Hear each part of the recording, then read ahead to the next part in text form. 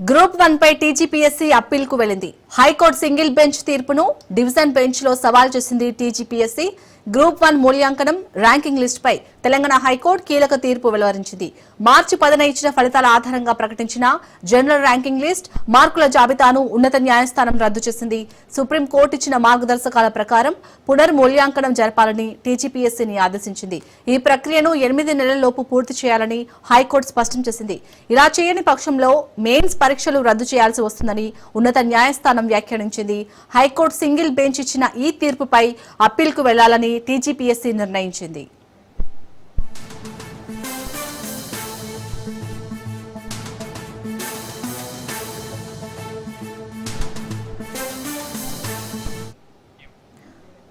ఇటు high court single bench ఇచ్చిన ఈ తీర్పుపై అయితే అప్పీల్ కి వెళ్లాలని టీజీపీఎస్సీ నిర్ణయించినట్టుగా తెలుస్తుంది. దీనికి సంబంధించి పూర్తి అప్డేట్స్ మా ప్రతినిధి రాజు అందిస్తారు. రాజు, శాలిని, హైకోర్టు సింగిల్ బెంచ్ ఇచ్చిన తీర్పుపై టీజీపీఎస్సీ డివిజన్ బెంచ్ ని ఆశ్రయించింది.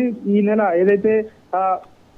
నెల 9వ తేదీనటువంటి హైకోర్టు సింగిల్ బెంచ్ ఇచ్చినటువంటి ఏదైతే సంచలన తీర్పు ఉందో ఈ తీర్పుపై టీజీపీఎస్సీ మరొకసారి హైకోర్టును ఆశ్రయించడం జరిగింది. ఈసారి డివిజన్ బెంచ్ ని ఆశ్రయించడం జరిగింది. సుప్రీంకోర్టు ఇచ్చిన మార్గదర్శకాల ప్రకారం ఏదైతే టీజీపీఎస్సీ విడుదల చేసిన ఏదైతే మార్కుల జాబితా కావచ్చు, ర్యాంకింగ్స్ కావచ్చు, అవన్నీ కూడా దానికి లోబడి లేవు అని చెప్పేసి కూడా సింగిల్ బెంచ్ సంచలన తీర్పు ఇవ్వడం జరిగింది. దీంతో టీజీపీఎస్సీ కోర్టును అయితే ఆశ్రయించడం జరిగింది. ప్రధానంగా మెయిన్స్ జవాబు పత్రాలను మరోసారి రివాల్యుయేషన్ చేయాలని చెప్పేసి కూడా హైకోర్టు ఇటీవల ఇచ్చినటువంటి తీర్పులో పేర్కొనడం జరిగింది.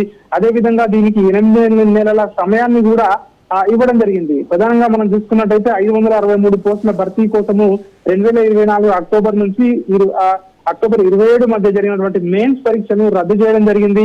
పరీక్షలను మళ్లీ నిర్వహించాలి అవసరమైతే అని చెప్పి కూడా హైకోర్టు తీర్పు అయితే ఇవ్వడం జరిగింది. దీనికి సంబంధించి ప్రధానంగా హైకోర్టులో ఇప్పటికే కొంతమంది హైకోర్టును కూడా గతంలో ఆశ్రయించడం జరిగింది. ఎందుకంటే అందులో టీజీపీఎస్సీ చాలా వరకు తప్పులు చేసిందని చెప్పి కూడా గతంలో హైకోర్టును ఆశ్రయించడం జరిగింది.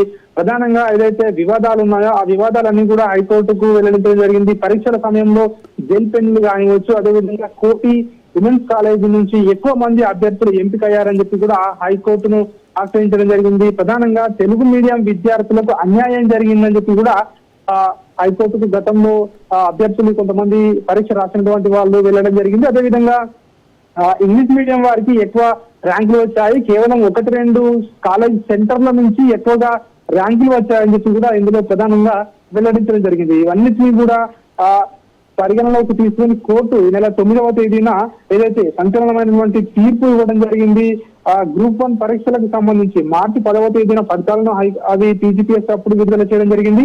మార్చి 30వ తేదీన జనరల్ ర్యాంకులు కూడా అవన్నిటినీ కూడా ఇటీవల తీర్పులో హైకోర్టు రద్దు చేస్తూ తీర్పు అయితే ఇవ్వడం జరిగింది. దీన్ని రాష్ట్ర ప్రభుత్వం ఇప్పటికే టీజీపీఎస్సీ రాష్ట్ర ప్రభుత్వం దృష్టికి తీసుకురావడం జరిగింది. రాష్ట్ర ప్రభుత్వం కూడా హైకోర్టు ఏదైతే డివిజన్ బెంచ్ కు వెళ్ళడానికి కూడా రాష్ట్ర ప్రభుత్వం కూడా సుముఖంగా ఉండడంతో తాజాగా టీజీపీఎస్సీ హైకోర్టు డివిజన్ బెంచ్ అయితే ఆశ్రయించడం జరిగింది. దీనికి సంబంధించి ఖచ్చితంగా ఏదైతే పరీక్ష రాసినటువంటి విద్యార్థులకు ఎక్కడా కూడా అన్యాయం జరగలేదు. సో దీన్ని రద్దు చేసినట్టయితే ఖచ్చితంగా ఏదైతే జాబులు వచ్చినటువంటి ర్యాంక్స్ వచ్చినటువంటి విద్యార్థులకు అన్యాయం జరుగుతుందని చెప్పి కూడా టీజీపీఎస్సీ వాదిస్తా ఉంది. దీనికి సంబంధించి మరి కోర్టు ఏ విధంగా దీనికి తీర్పు వచ్చే అవకాశం ఉంది అని చెప్పేసి ఇప్పటికే ఒకవైపు ఉత్కంఠ నెలకొని ఉంది. మరొక వైపు మనం చూసాము, నిన్న ఏదైతే గ్రూప్ 1 ర్యాంకర్లకు సంబంధించి తమ తల్లిదండ్రులు ఏదైతే హైదరాబాద్ లో ప్రెస్ క్లబ్ లో ప్రెస్ మీట్ కూడా నిర్వహించడం జరిగింది. గ్రూప్ 1 ర్యాంకర్లకు సంబంధించి ప్రధానంగా వాళ్ళందరూ కూడా దీనికి సంబంధించి వివాదాన్ని చేస్తా ఉన్నారని చెప్పి కూడా చెప్పడం జరిగింది. అదేవిధంగా ఎక్కడా కూడా తమ పిల్లలు అవకతవకలకు పాల్పడలేదు అని చెప్పేసి కూడా వాళ్ళు చెప్తా ఉన్నారు. వాళ్ళ జీవితాలను నాశనం చేసే ఏదైతే ప్రక్రియ నడుస్తా ఉందో దీని వెనుక కొన్ని రాజకీయ పార్టీలు ఉన్నాయని చెప్పేసి కూడా కొంతమంది చెప్తా ఉన్నారు. ఏది ఏమైనప్పటికీ హైకోర్టు మాత్రం ఏ విధంగా డివిజన్ బెంచ్ తీర్పు ఇవ్వబోతా ఉంది అనేది ఇక్కడ ఉత్కంఠగా మారింది. సో దీనికి సంబంధించి టీజీపీఎస్సీ మాత్రం ఖచ్చితంగా వాదించే అవకాశం కనిపిస్తా ఉంది. ప్రభుత్వం తరఫున టీజీపీఎస్సీ ఎక్కడ కూడా అవకతవకలు పాల్పడడం లేదని చెప్పి కూడా చెప్పే అవకాశం కనిపిస్తా ఉంది. మరొక వైపు హైకోర్టు సింగిల్ బెంచ్ ఇచ్చినటువంటి తీర్పును డివిజన్ బెంచ్ ఏ విధంగా హైకోర్టు తీర్పు వెలువరించబోతా ఉంది అనేది ఇక్కడ ఉత్కంఠ మారినటువంటి పరిస్థితి కనిపిస్తా ఉంది. చాలు. రైట్, థ్యాంక్ యూ రాజు.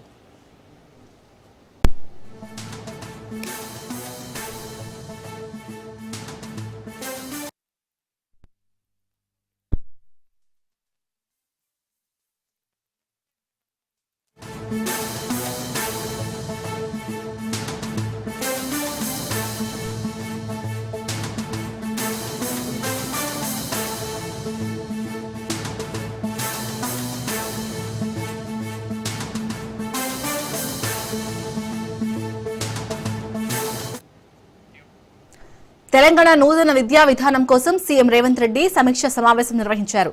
విద్యా విధానంలో సమూల మార్పులు ప్రక్షాళన చేయాలని ప్రభుత్వం నిర్ణయించింది. నూతన పాలసీ వల్ల విద్యా విధానంలో మార్పులతో పాటు పేదరిక నిర్మూలన జరిగేలా బహుముఖ వ్యూహంతో ముందుకెళ్లాలని నిర్ణయించారు. ఓపెన్ మార్కెట్ కారణంగా అంతర్జాతీయ స్థాయికి మన విద్యా విధానం సరితూగడం లేదని సీఎం సమీక్ష సమావేశంలో అభిప్రాయాలు వ్యక్తమయ్యాయి. ప్రతి సంవత్సరం లక్షల మంది ఇంజనీరింగ్ విద్యార్థులు ఉత్తీర్ణులవుతున్నా ఉద్యోగాలు కొన్ని మందికే రావడం వెనుక స్కిల్స్ లేకపోవడమేనని నిపుణులు అభిప్రాయపడ్డారు.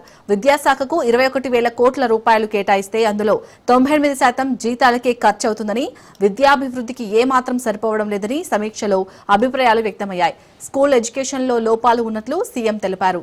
విద్య కోసం తీసుకునే రుణాలను ఎఫ్ఆర్బీఎం పరిధి నుంచి మినహాయింపు ఇవ్వాలని కేంద్ర ఆర్థిక మంత్రిని కోరినట్లు సీఎం తెలిపారు. 1 నుంచి 12 తరగతుల వరకు సమూల మార్పులకు ప్రభుత్వం సిద్ధంగా ఉందని, రాజకీయ ఇబ్బందులు ఎదుర్కొనేందుకు తాను సిద్ధమని సీఎం రేవంత్ స్పష్టం చేశారు.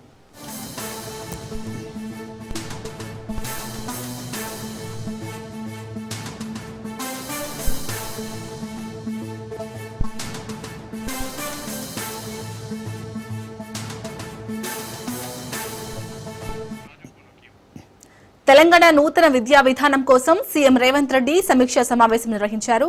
విద్యా విధానంలో సమూల మార్పులు ప్రక్షాళన చేయాలని ప్రభుత్వం నిర్ణయించింది. వెరైటీ గైడ్ ఈ సమావేశానికి సంబంధించి పూర్తి అప్డేట్స్ మా ప్రతినిధి రాజు అందిస్తారు. రాజు, ఇటు విద్యా విధానంలో ఎలాంటి మార్పులు తీసుకోబోతున్నారు ప్రభుత్వం? సీఎం రేవంత్ రెడ్డి అధ్యక్షతన సచివాలయంలో ఈ యొక్క తెలంగాణ విద్యా విధానం సమూల మార్పులు తీసుకువచ్చేందుకు విద్యాశాఖ పైన కూడా కీలకమైనటువంటి ప్రొఫెసర్లు వారితో పాటు కానీ పలువురితో కూడా ఈ యొక్క సమీక్ష కొనసాగుతున్నటువంటి పరిస్థితి అయితే ఈ యొక్క సమీక్షకు అటు ప్రభుత్వ సలహాదారుగా ఉన్నటువంటి కేశవరావు, ప్రధాన కార్యదర్శి రామకృష్ణరావుతో పాటు కానీ ఎడ్యుకేషన్ సెక్రటరీ యోగితా రాణాతో పాటు తెలంగాణ ఉన్నత విద్యా మండలి చైర్మన్ గా ఉన్నటువంటి ప్రొఫెసర్ బాలకృష్ణారెడ్డి హాజరయ్యారు. అయితే వీరితో ఈ సమీక్షలో పలువురు ఎమ్మెల్సీలు కూడా పార్టిసిపేట్ చేశారు. ప్రొఫెసర్ కోదండరామ్ తో పాటు శ్రీపాల్ రెడ్డి, ఏబిఎన్ రెడ్డి, కనకసుందయ్య, విద్యావేత్తలు పలువురు కూడా ఈ యొక్క సమీక్షలో పార్టిసిపేట్ చేసినటువంటి పరిస్థితి ఉంది. అయితే సీఎం రేవంత్ రెడ్డి ఒక కీలకమైనటువంటి నిర్ణయం ప్రభుత్వం తీసుకోబోతా ఉంది. అందుకు సంబంధించి కూడా వాళ్ళు సలహాలు సూచనలు ఇవ్వాలి అంటూ కూడా వారిని కోరినటువంటి పరిస్థితి ఉంది.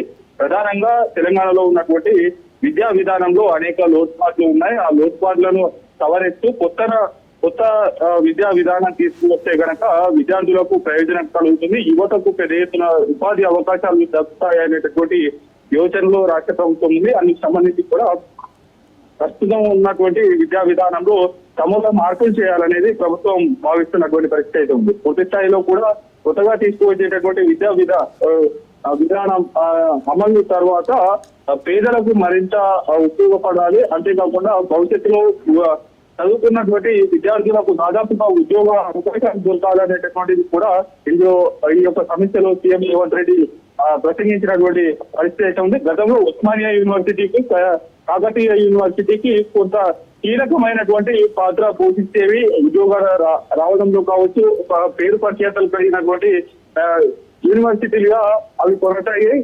క్రమక్రమంగా వాటి యొక్క ప్రతిష్ట మసక బారుతుంది అనే కోణంలో కూడా సీఎం రేవంత్ రెడ్డి కామెంట్ చేసినటువంటి పరిస్థితి ఉంది. మరోవైపు పూర్తి స్థాయిలో అంతర్జాతీయంగా ఉన్నటువంటి మార్కెట్ సరితూగడం లేదు తెలంగాణ విద్యా విధానం. దాని వల్ల కూడా దాదాపుగా ప్రతి ఏటా 1,10,000 మంది విద్యార్థులు ఇంజనీరింగ్ పాస్ అయి బయటికి వస్తూ ఉంటే వారిలో కేవలం 15% మందికి మాత్రమే ఉద్యోగాలు దొరుకుతా ఉన్నాయి. పూర్తి స్థాయిలో స్కిల్స్ లేకపోవడం ద్వారా కూడా ఈ యొక్క నష్టం జరుగుతా ఉంది అనేది కూడా తెలుస్తున్నటువంటి పరిస్థితి ఉంది. మరోవైపు అటు స్కూల్ ఎడ్యుకేషన్ లో కూడా అనేక లోటుపాట్లు ఉన్నాయి, రుసుగులు ఉన్నాయి అనేటటువంటి కామెంట్ చేశారు. ప్రధానంగా ప్రైవేటు స్కూల్స్ 11,000 ఉంటే అందులో 34 లక్షల మంది విద్యార్థులు చదువుతా ఉన్నారు. 27,000 ప్రభుత్వ పాఠశాలలు ఉంటే అందులో కేవలం 18 లక్షల మంది విద్యార్థులు మాత్రమే చదువుతా ఉన్నారు. వీటిలో కూడా మార్పు తీసుకురావాల్సినటువంటి అవసరం ఉంది అనేటటువంటి అభిప్రాయాన్ని కూడా ఆయన వ్యక్తం చేసినటువంటి పరిస్థితి ఉంది. అయితే ఇటీవలనే తెలంగాణ రాష్ట్ర ప్రభుత్వం అన్ని నియోజకవర్గాల పరిధిలో కూడా రెసిడెన్షియల్ పాఠశాలను నిర్మించేందుకు శంకుస్థాపన చేసింది. మరోవైపు ఈ యొక్క నూతన విద్యా విధానానికి సంబంధించి కూడా విధానానికి సంబంధించి కూడా ఈ యొక్క ఏర్పాటు విద్యా విధానం తీసుకువచ్చేందుకు కీలకమైనటువంటి ముందడుగు ఈ యొక్క సమీక్ష ద్వారా పడుతుందనేటటువంటి ఆశాభావం వ్యక్తం చేసినటువంటి పరిస్థితి అయితే ఉంది. పూర్తి స్థాయిలో కూడా 1వ తరగతి నుంచి 12వ తరగతి వరకు పూర్తి స్థాయిలో విద్యా విధానంలో మార్పు తేవాలనేటటువంటిది కూడా వారు చెప్పినటువంటి పరిస్థితి అయితే కనిపిస్తా ఉంది. Right, thank you Raju.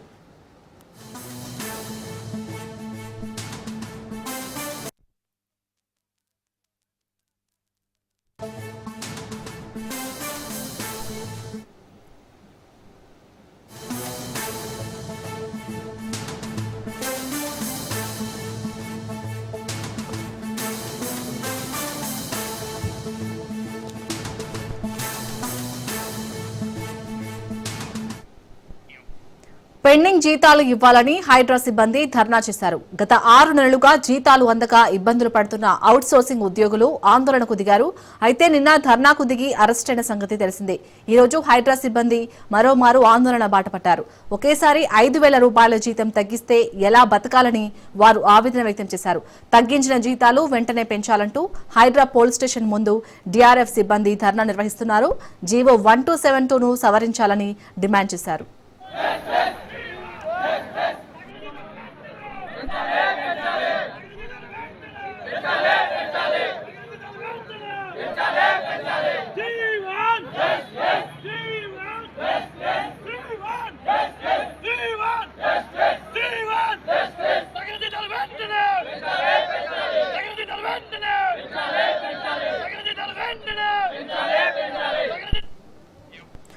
Right, ఇటు హైడ్రా సిబ్బంది అయితే పెండింగ్ జీతాలు ఇవ్వాలని ధర్నా చేస్తున్నారు. దీనికి సంబంధించి పూర్తి అప్డేట్స్ మా ప్రతినిధి పవన్ అందిస్తారు. పవన్,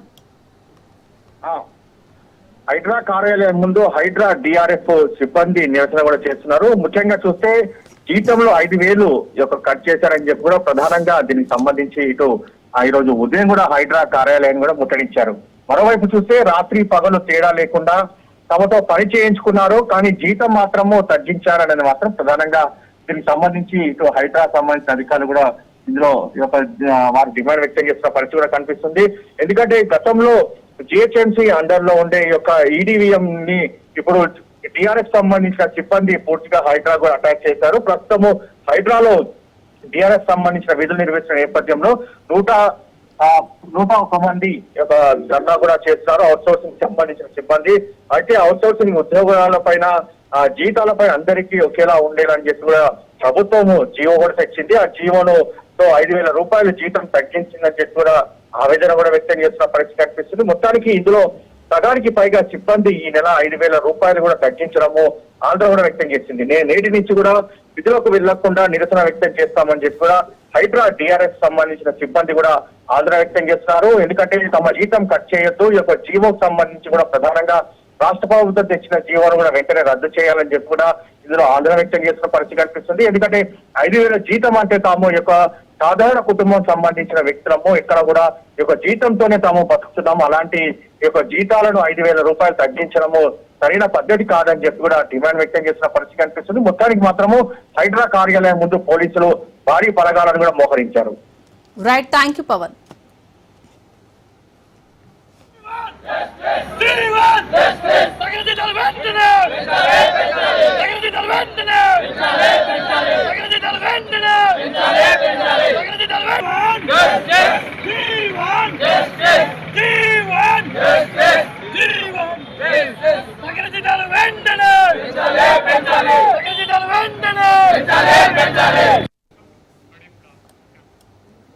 ఈ నెల 24వ తేదీ నుంచి అక్టోబర్ 2 వరకు 9 రోజుల పాటు తిరుమల శ్రీవారి ఆలయంలో జరిగే సాలకట్ల బ్రహ్మోత్సవాలకు ముఖ్యమంత్రి చంద్రబాబు నాయుడుని టీటీడీ ఆహ్వానించింది. బుధవారం ముఖ్యమంత్రి క్యాంపు కార్యాలయంలో సీఎం చంద్రబాబును TTD chairman BR Naidu, EO Anil Kumar Singhal, additional EO Venkaiah Chowdary కలిసి బ్రహ్మోత్సవాల ఆహ్వాన పత్రికను అందజేశారు. ఈ సందర్భంగా ముఖ్యమంత్రిని పండితులు ఆశీర్వదించి తీర్థ ప్రసాదాలను అందించారు.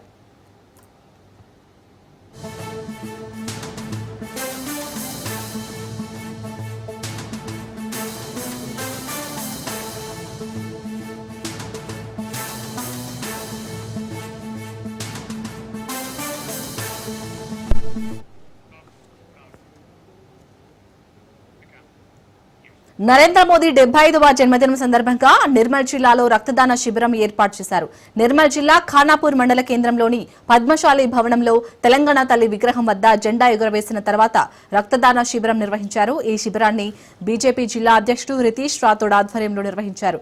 మోదీ జన్మదినం 1000 యూనిట్లు రక్తం ఇస్తున్నామని జిల్లా అధ్యక్షుడు రితీష్ రాథోడ్ తెలిపారు. అనంతరం ఖానాపూర్లోని అయ్యప్ప టెంపుల్లో అన్నదాన కార్యక్రమం నిర్వహించారు. నరేంద్ర మోడీ గారి నాయకత్వం వర్ధిల్లాలి.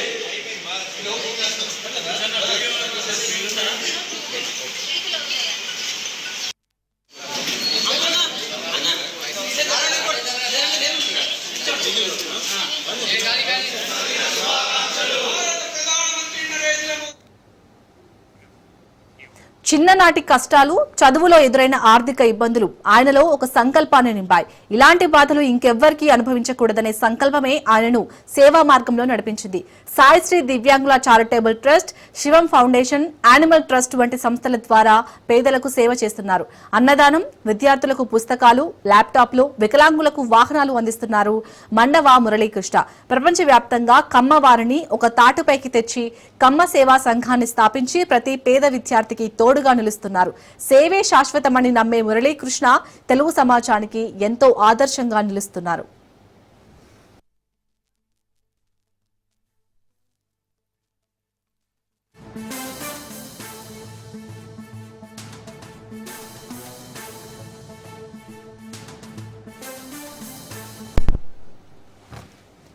ప్రకాశం జిల్లా పేరు చెబితే పేద విద్యార్థుల కళ్లల్లో మెరిసే కృతజ్ఞత, వెలుగులు గుర్తుకు తెచ్చే పేరు మండవ మురళీకృష్ణ. సాయం చేయాలనే ఆలోచన చాలా మందికి ఉంటుంది. కానీ ఆ ఆలోచనకు కార్యరూపమిచ్చి ఇదే తన జీవిత లక్ష్యంగా మార్చుకున్న వారు కొద్ది మంది మాత్రమే.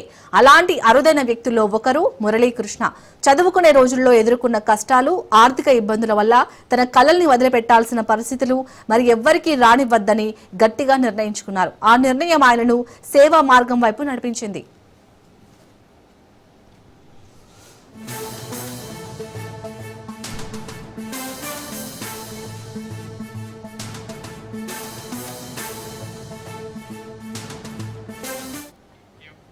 సాయిశ్రీ దివ్యాంగుల చారిటబుల్ ట్రస్ట్, శివం ఫౌండేషన్, యానిమల్ ట్రస్ట్ ఇలాంటి అనేక సేవా సంస్థలను స్థాపించి ఆయన ప్రతిరోజు వందలాది మందికి అన్నదానం చేయడం, పేద విద్యార్థులకు పుస్తకాలు, ల్యాప్టాప్లు అందించడం, వికలాంగులకు వాహనాలు ఇవ్వడం వంటి ఎన్నో సేవా కార్యక్రమాలు కొనసాగిస్తున్నారు. అక్కడితో ఆగకుండా తాను మాత్రమే కాదు తన తోటి వారందరినీ ఈ సేవా యజ్ఞంలో భాగస్వామ్యులను చేయాలనే ధ్యేయంతో ప్రపంచవ్యాప్తంగా ఉన్న కమ్మవారిని ఒక తాటిపైకి తెచ్చి కమ్మ సేవా సంఘం ఏర్పాటు చేశారు. ఈ సంఘం ద్వారా కేవలం తమ వర్గానికి మాత్రమే కాకుండా ప్రతి పేద విద్యార్థి డబ్బుల కొరతతో చదువు ఆగిపోకుండా సహాయం చేస్తున్నారు.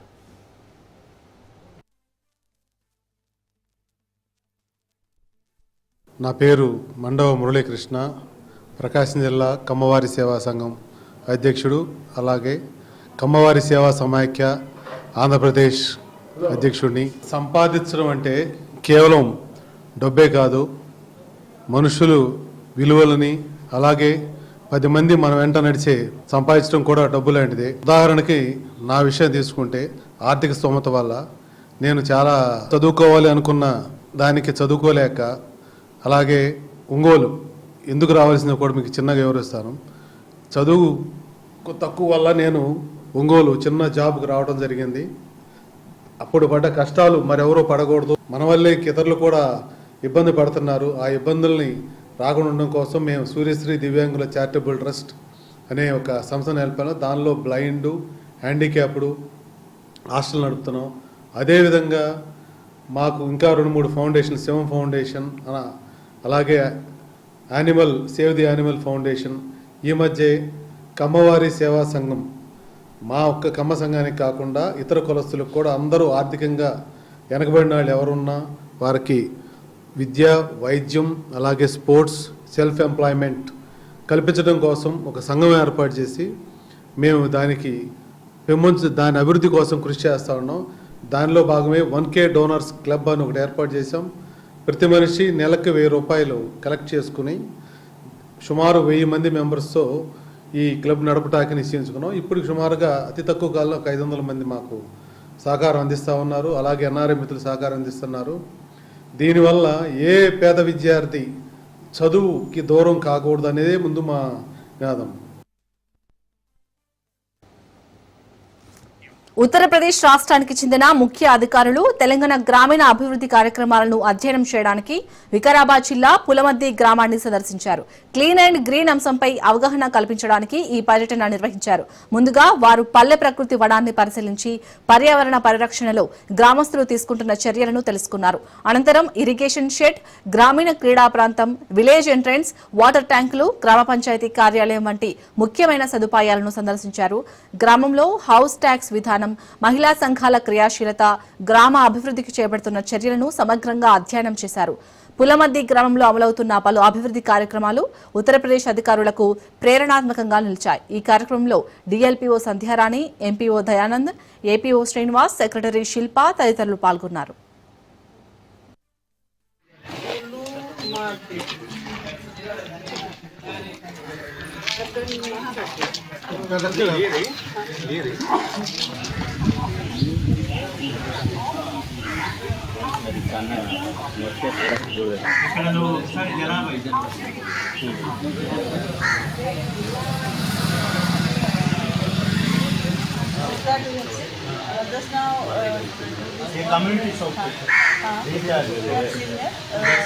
वो पानी जो है एक्सेस जो पानी है वो से गिर के नाली के सही वो जा हाँ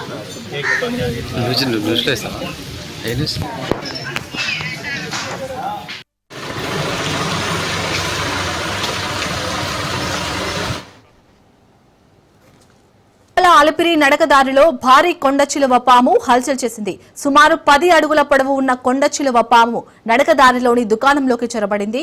కొండ చిలువను చూసిన దుకాణదారులు, భక్తులు భయంతో పరుగులు తీశారు. వెంటనే స్నేక్ క్యాచర్ భాస్కర్ నాయకుడికి సమాచారం అందించారు. స్పందించిన స్నేక్ క్యాచర్ వెంటనే ఘటనా స్థలానికి చేరుకుని పామును చాకచక్యంగా బంధించారు.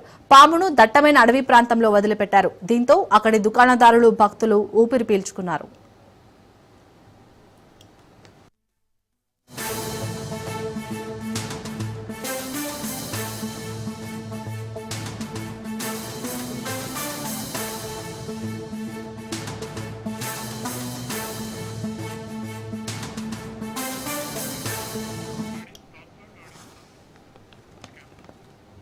ఇవి ఇప్పటివరకు ఉన్న updates. For more updates keep watching Raj news.